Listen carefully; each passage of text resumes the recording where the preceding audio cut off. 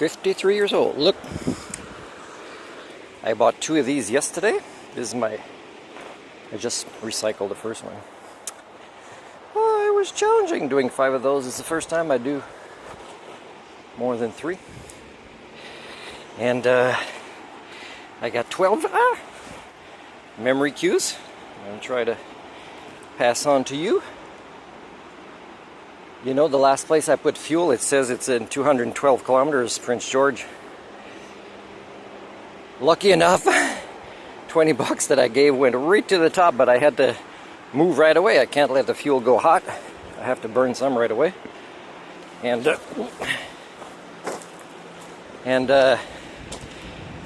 now I take a rest after 82 kilometers. My bike should do the rest. This is where I am. Nobody from the BC riders wanted to ride with me. I can't blame you. I didn't go over the speed limit, which would make you, what, an Homo sapien? Like this truck, like a fuel truck, like 2 trailers, you know?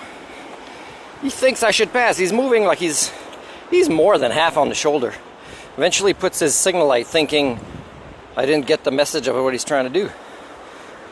And he doesn't know if I'm one Homo sapien or one of you.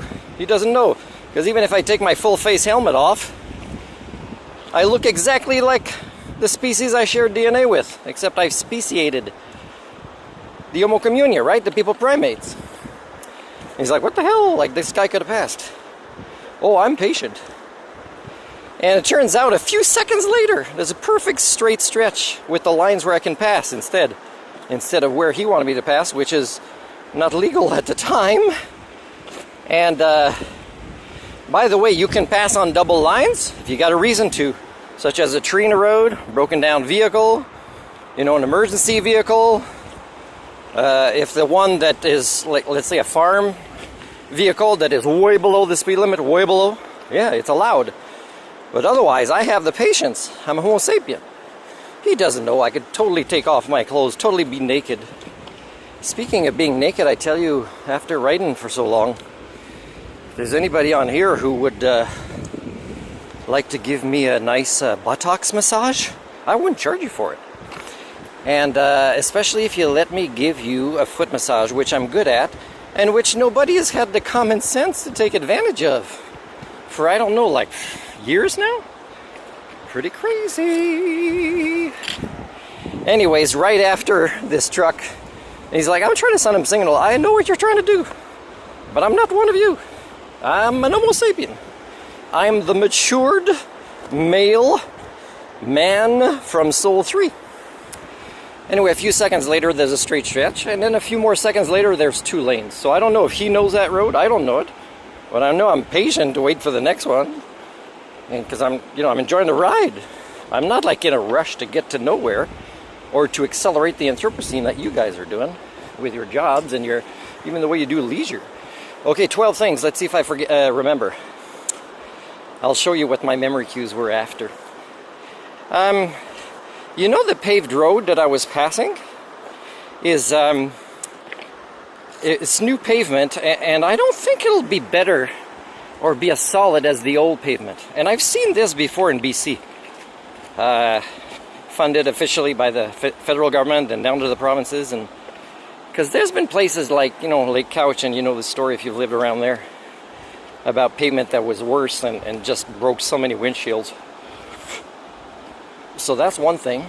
By the way, when I raised you guys' illness as a failed People-Primate species, suffering from HSD at levels that you can't self-correct in your lives or in your species, to individual membership of this sickness among you everywhere around the world to 99.998%, it wasn't just what I'm observing on the road.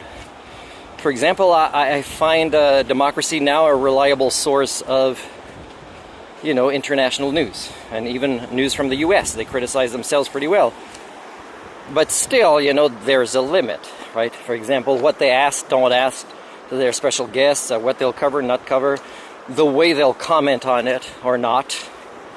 Because if you think a journalist has to be impartial, when one way to to see that people aren't succeeding at that is what they choose to cover or not cover, and what they ask or don't ask of their guests. Well, you know. Okay, next. I stopped for fuel at that place, and there was a lot of military young people, I guess maybe coming to help with fires. And they might be looking at me like they're better than me because they have a job, and I don't know what. Some of them might think, look at that fool, whatever, he's looking to see what the price is there and the other price because the other gas station is so close. Turns out it was an 8-cent difference. It was worth it. And so do you know that they will never know that the reason the Canadian Armed Forces doesn't hire me is because I have too many human thinking tools and my levels of integrity are way beyond their supervisors? And if any of them piss me off, I will put online more of this documentation than I already have. The other thing is you could see some of them aren't wearing hats, and it reminds me of, should be a study to see how many young soldiers in all the wars, or old ones, die because they're not wearing their helmets at the time, just like motorcycle riders. There's a stretch, I had 2 kilometers of a lot of bugs, so happy I was thinking have a full face helmet, and the way my windscreen is, that even the only opening that I might have around my mouth, it's still, you know, for vents, is still covered by my upper windscreen, mostly. There's always side deviations where the bugs can come. You know, I'm honking a horn sometimes for crows that haven't had vehicles for a while, and they might get really into their meal, and I'm honking just to help them. Because why? Why would I not use my horn to productively to reduce the chance of an accident, right? Why wouldn't I? And yeah, and some of the crows are happy because they were phasing out on their meals when there wasn't traffic for a while. So speaking of people that should wear helmets, is the part of the one tribe that is Canada, Mount Sentinel Farm, that I visited, and I asked the boss, who happened to be there when I was rolling in with my motorcycle. I said, hey, who adopted my plant I left in the laundry room? He didn't know what I was talking about. I said, well, are you still short of volunteers? Was it a hard winter or spring? Yes, it was. I don't think he gets his hands dirty very much. So again, they should, like, them and their kids should wear helmets because they're a nuisance to themselves. I've seen so many close calls of accidents, like on the farm. And but this guy, like, he doesn't maybe do a lot of the hard labor a lot. So what he does, let's say, why doesn't he still... Jehu, I'm sorry, but why do you still not, let's say, take public speaking training or voice training or get better at playing the guitar or even dancing? Why don't you promote learning stuff, even in the limited things that you do to get better at it? Anyways, I think everybody should wear a helmet if they have people-primate parents and if they're people-primate children. Because you guys are a wreck waiting to happen. Okay. So far I've done 3. And next thing is Armstrong. I go through Armstrong. I don't know if that's a place where they're making the cheese. There was a cheese place. I don't know if cheese should be free there. But do you know that most cheeses, I like to buy some that's lactose free and it's aged. But most cheeses, you're hurting yourselves with it. I don't know if you know this. Fuel. When you purchase fuel, people, or you drive a fuel truck, or you're taking on jobs, or you're promoting... let's say a politician like Pierre Poilievre, who wants to make the price of food a little bit less, but still is pushing the oil industry that is destroying you right now at an accelerated pace during your kids. You do not want to be alive in a few years to see what your kids and grandkids are going to have to go through. So yeah, pretty nuts. When it comes to food, you guys might be at the top of the food chain, but that does not mean in any way... You know, I almost feel like chopping this in another segment, but I hope it'll keep recording if I have space. You guys, the food that you eat, and you pretty much eat anything, including yourselves, is you, and you will have to do that more and more because you'll be the only food left. The one that might be a little bit less toxic, maybe. You'll have to be creative. But do you know that, let's say it's easier for you to catch fish or birds? I saw some birds eating the bugs.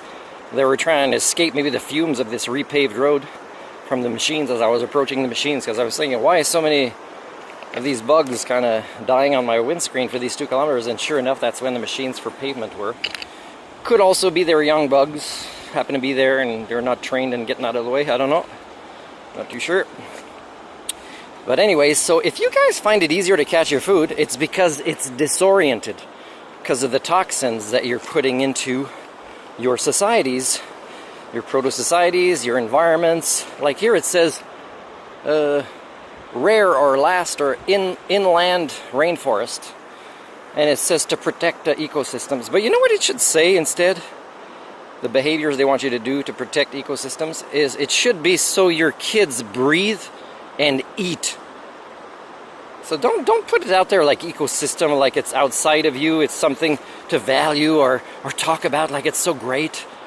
You know, like make it, you know, about your own survival instead by, you know, recycling a little bit more. I will stop it there. I've done, I think 5, I'll name it. I was supposed to do pavement, new pavement, Democracy Now, Armstrong, fuel, the other thing is food. What I have left of the 7 is talking about cyclists more, automobile and truck drivers, new stories that I haven't mentioned in the first 2. Cyclists, your children, how I love your children more than you, which is why I talk about this, and I'm better at interacting with them for their own benefit than you are. So that, and then the last one is BCAA. I'm on my way to BCAA to pick up my renewed membership I'm already paying for.